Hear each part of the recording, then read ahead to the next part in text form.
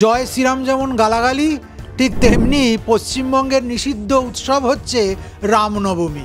ঈদ তো হচ্ছে আচ্ছা ধর্ম যারা তাদের উৎসব, আর রামনবমী হচ্ছে গন্দা ধর্ম যাদের, সেই গন্দা ধর্মের উৎসব।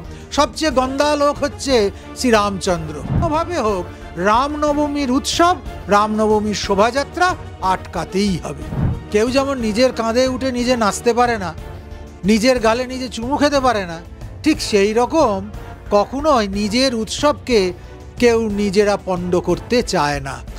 অন্য ধর্মের অন্য কোনো উৎসব হলে, অন্য ধর্মের অন্য কোনো প্রথা পালন হলে তখন এত তৎপরতা দেখা যায় না সেই প্রথাকে, সেই শোভাযাত্রাকে বা সেই সমস্ত পরম্পরাকে রুখে দেওয়ার জন্য। সনাতনীরা, হিন্দুরা অস্ত্র প্রদর্শন করে, তার মধ্যে আমি কোনো অন্যায় দেখছি না।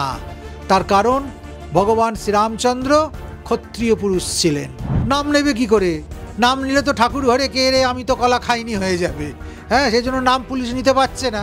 দেশ জাহান্নামে যাক, আমার জাতি জাহান্নামে যাক, আমার ধর্ম জাহান্নামে যাক, হ্যাঁ, সব কিছু নষ্ট হয়ে যাক, কিন্তু ভোট আমার চাই।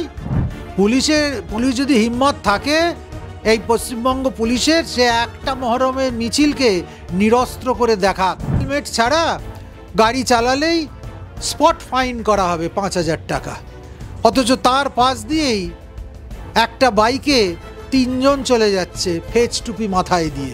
আমরা দুর্ভাগ্য নিয়ে জন্মগ্রহণ করেছি, আমাদের তো সৌভাগ্য হয়নি ইসলাম কবুল করবার, আমাদের তো সৌভাগ্য হয়নি মুসলমান ধর্মে জন্মানোর, আমাদের তো সৌভাগ্য হয়নি সুন্নত করবার।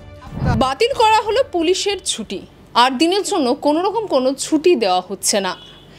রামনবমীকে ঘিরেই কি শুধুমাত্র দুর্ঘটনা আসে? কারণ এই দুর্ঘটনার ভয়েই কিন্তু দেখা যাচ্ছে যে ছুটি বাতিল করা হয়েছে। এখন তো পশ্চিমবঙ্গ জুড়ে সাজো সাজো রব, কেননা রামনবমী এসেছে, আর রামনবমী হচ্ছে নিষিদ্ধ উৎসব। জয় শ্রীরাম যেমন গালাগালি, ঠিক তেমনি পশ্চিমবঙ্গের নিষিদ্ধ উৎসব হচ্ছে রামনবমী। না হলে রামনবমী আসলে আমরা কি করে জানতে পারি? পঞ্জিকা থেকে নয়, চৈত্র মাস থেকে নয়, শুক্লপক্ষের নবমী তিথি থেকে নয়। রামনবমী আসার অন্তত মাসখানেক আগে থেকেই আমাদের মাননীয়া বলতে শুরু করেন যে আবার দাঙ্গা লাগবার পরিস্থিতি শুরু হয়েছে, আবার দাঙ্গা লাগবার উপক্রম হয়েছে। শুধু তাই নয়, লালবাজারের পদাধিকারী যারা প্রশাসক রয়েছে তারা পর্যন্ত বলতে থাকে যে আমরা সব সতর্ক আছি, আমরা সব হুঁশিয়ার আছি। কেন? রামনবমী আসছে। রামনবমীতে রাম ভক্তরা শোভাযাত্রা করবে, ভগবান শ্রীরামচন্দ্রের নাম করবে, আর তাতেই চারদিকের যত ভূত প্রেত, দত্তি দানো, শূর্পণখা পুতনা, তারা সবাই তিরিং বিরিং করে লাফাবে, যাতে তাদের লাভটা বেশ জমজমাট হয়, আর যাতে ভূত প্রেতরা জাঁকিয়ে বসে থাকতে পারে, পালাতে না হয়, তার জন্য চেষ্টার তো অন্ত নেই। এই জন্য আর কি বলবো, রামনবমী আসলেই চতুর্দিকে একটা সাজো সাজো রব পড়ে যায় যে কোনোভাবে হোক রামনবমীর উৎসব, রামনবমীর শোভাযাত্রা আটকাতেই হবে। গত 2 দিন আগেই ঈদ উৎসব গেছে। ঈদ উৎসবকে ঘিরে তো আমরা কোনোরকম কোনো তৎপরতা দেখিনি, কারণ কি এটা ধরেই নেওয়া হয় যে ঈদ উৎসবে কোনোরকম কোনো ঝামেলা বা কোনোরকম কোনো অশান্তি হওয়ার কোনোরকম কোনো ভূমিকাই থাকে না, কিন্তু রামনবমীতে অশান্তি হওয়ার ভূমিকা আছে। হ্যাঁ, ঈদে অশান্তি হবে কি করে? ঈদ তো হচ্ছে আচ্ছা ধর্ম যারা তাদের উৎসব, আর রামনবমী হচ্ছে গন্দা ধর্ম যাদের, সেই গন্দা ধর্মের উৎসব। সবচেয়ে গন্দা লোক হচ্ছে শ্রীরামচন্দ্র, অথচ শাস্ত্র বলছে রাম বিগ্রহবান ধর্ম। ধর্মের যদি কোনো বিগ্রহ থাকতো এবং সেই বিগ্রহ যদি রূপ পরিগ্রহ করত, তাহলে তার যে রূপ আমরা দেখতাম তিনি হচ্ছেন মর্যাদা পুরুষোত্তম ভগবান শ্রীরামচন্দ্র। কিন্তু আমাদের দুর্ভাগ্য যে আমাদেরকে এ কথা শুনতে হচ্ছে যে আমাদের ধর্ম গন্দা ধর্ম, আমাদের এ কথা শুনতে হচ্ছে যে জয় শ্রীরাম একটা গালাগালি, আমাদের এদিন দেখতে হচ্ছে যখন পুলিশ এসে আমাদেরকে হুমকি দিচ্ছে, আগাম সতর্কতা জানাচ্ছে এবং বলে দিচ্ছে আমরা সবাই সতর্ক রয়েছি। শুধু তাই নয়, 8-10 দিনের জন্য পুলিশের ছুটি পর্যন্ত বাতিল হয়ে যাচ্ছে, কেননা এই সময় পুলিশকে লাঠি সোঁটা এই সমস্ত নিয়ে রেডি থাকতে হবে। কখন সনাতনীদের পেটাই করতে হয়, কখন রামচন্দ্রের ভক্তদের আচ্ছা করে ওষুধ দিতে হয়, কখন রাম ভক্তদের দাওয়াই দিতে হয়, তার জন্য ছুটি তো বাতিল করতেই হবে। অন্য ধর্মের অন্য কোনো উৎসব হলে, অন্য ধর্মের অন্য কোনো প্রথা পালন হলে তখন এত তৎপরতা দেখা যায় না সেই প্রথাকে, সেই শোভাযাত্রাকে বা সেই সমস্ত পরম্পরাকে রুখে দেওয়ার জন্য। কেবল দুর্ভাগ্য হচ্ছে রাম এবং রাম ভক্তদের, যখনই রামনবমী আসে তখনই দেশ জুড়ে একদম তাকে শেষ করে দেবার যে ষড়যন্ত্র চক্রান্ত, রামনবমীকে অস্থির করে ফেলবার জন্য যত রকমের প্ররোচনা প্রশ্রয়, সমস্ত কিছু লাগাতার চলতে থাকে। আচ্ছা মহারাজ, রামনবমীতে পুলিশের যে তৎপরতা, যে অশান্তির সম্ভাবনা করা হচ্ছে, সেই অশান্তিটা আসলে করবেটাকে? এটা একটা বড় প্রশ্ন, কারণ যারা রামনবমী উদযাপন করবে তারা কি চাইছেন যে তারা অশান্তি করুক নিজেদের উৎসবে দাঁড়িয়ে? এটা কি কখনো হয়? কেউ যেমন নিজের কাঁধে উঠে নিজে নাচতে পারে না, নিজের গালে নিজে চুমু খেতে পারে না, ঠিক সেই রকম কখনোই নিজের উৎসবকে কেউ নিজেরা পণ্ড করতে চায় না। সনাতনীরাও চায় না তাদের প্রাণপ্রিয় এই ভগবান রামের জন্মোৎসব পণ্ড করে দিতে।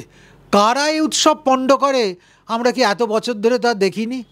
আমরা এত বছর ধরে একবারও দেখিনি রিষড়ায় কোন্নগরে কি হয়েছে? নিরস্ত্র রামভক্তদের মিছিলের ওপর কোন অলিন্দ থেকে, কোন ছাদ থেকে কোন পাথরবাজি হয়েছে, কারা কারা সেখান থেকে ঢিল মেরেছে, আদলা মেরেছে, কীভাবে রামভক্তদের মধ্যে উন্মত্ত জনগণ ঢুকে পড়ে একদম সুপরিকল্পিত উপায়ে অশান্তির পরিবেশ সৃষ্টি করেছে। তাহলে কি পুলিশ কি, মানে পুলিশ প্রশাসন কি এই বিষয় মানে কেন সকলের সম্মুখে আনছে না যে এই তৎপরতা ঠিক কাদের জন্য? পুলিশ তো এগুলোকে পৃষ্ঠপোষকতা দিচ্ছে। পুলিশই হয়তো তত্ত্বাবধান করে কোথাও কোথাও পাথর জমিয়ে রাখবার প্ল্যান করছে।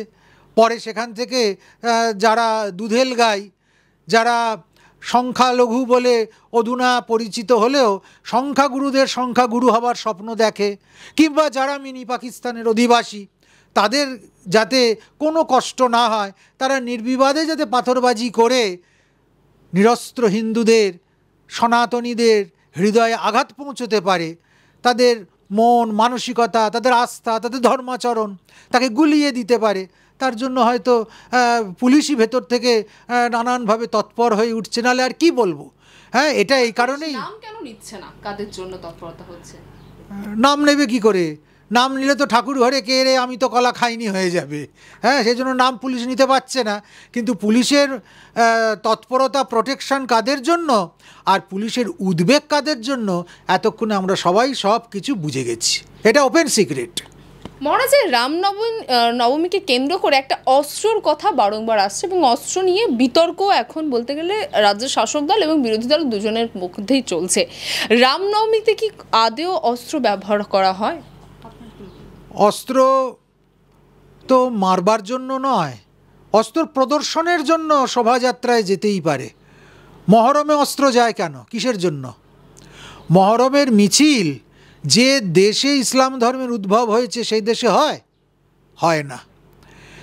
যে দেশে ইসলামের উদ্ভব হয়েছে সেই দেশে রাস্তা জুড়ে নামাজ পড়া হয় না। এসব আমাদের দেশে হয়। এটা আমাদের দেশের ইসলামী কায়দা। এটা আমাদের সৌভাগ্য যে আমাদের এই পীড়ন আবহমান কাল ধরে সহ্য করে চলতে হচ্ছে। কেননা আমাদের যারা রক্ষাকর্তা তারা ইতিমধ্যে নিজেদের সব কিছু বেচে দিয়ে বসে আছে তাদের কাছে।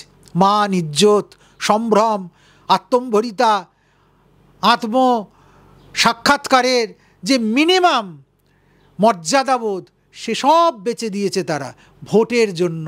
কটা ভোট চাই, তক্তে বসতে হবে, সিংহাসনে অটল থাকতে হবে, ভোট ব্যাংক অটুট রাখতে হবে, নির্দিষ্ট সংখ্যালঘু ভোটটা সবটা ঝুলিতে পুড়তে হবে।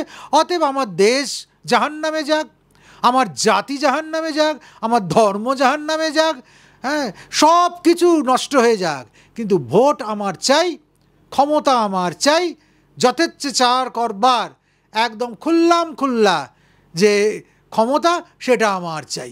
অতএব সেখানে যাকে বলে দিতে বলবে তাকেই বলি দিয়ে দেবো। সে ধর্ম দেখব না, মানুষ দেখব না, প্রতিবেশী দেখব না, কিচ্ছু দেখব না। আপনি মহরমের প্রসঙ্গটা তুললেন, সেখানে আমরা দেখেছি মহরমের আগে তো পুলিশের তরফ থেকে এই ধরনের কোনো মূলত প্রেস কনফারেন্স করা হোক বা কোনোভাবে বলা হয় না যে অস্ত্র ব্যবহারে নিষিদ্ধ। পুলিশের সে হিম্মত আছে নাকি?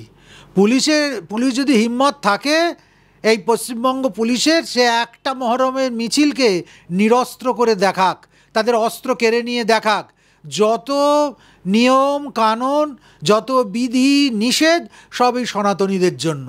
আর শ্রীরামচন্দ্রের জন্মজয়ন্তীতে যে শোভাযাত্রা বেরোবে তাতে যদি সনাতনীরা, হিন্দুরা অস্ত্র প্রদর্শন করে, তার মধ্যে আমি কোনো অন্যায় দেখছি না। তার কারণ ভগবান শ্রীরামচন্দ্র ক্ষত্রিয় পুরুষ ছিলেন। ক্ষত্রিয়ের সবচেয়ে বড় চেনবার উপায় হচ্ছে তার অস্ত্রের ঝনঝনি। অতএব সেই ক্ষত্রিয় পুরুষ, সেই মর্যাদা পুরুষোত্তম যখন আবির্ভূত হচ্ছেন, তখন যদি একদল রাম ভক্ত অস্ত্র নিয়ে মিছিল করে, তাতে আপত্তির কী থাকতে পারে? কেন? যখন চড়কের সময় চড়কের সন্ন্যাসীরা ত্রিশূল নিয়ে, বড় বড় কুঠার নিয়ে, তলোয়ার নিয়ে গাজনের উৎসব করে, তখন তো এই বাধা আসে না। তখন তো তারা, গাজনের সন্ন্যাসীরা, সেই সমস্ত ত্রিশূল, বর্ষা, বল্লম, ভালা এগুলো কারোর পেটে ঢুকিয়ে দেয় না। বরং বানফোঁড় সন্ন্যাসী বলে আমরা যাদেরকে জানি, চিনি, এখনও যে প্রথা কোথাও কোথাও বজায় রয়েছে, তারা নিজেদেরকে বানের দ্বারা বিদ্ধ করে।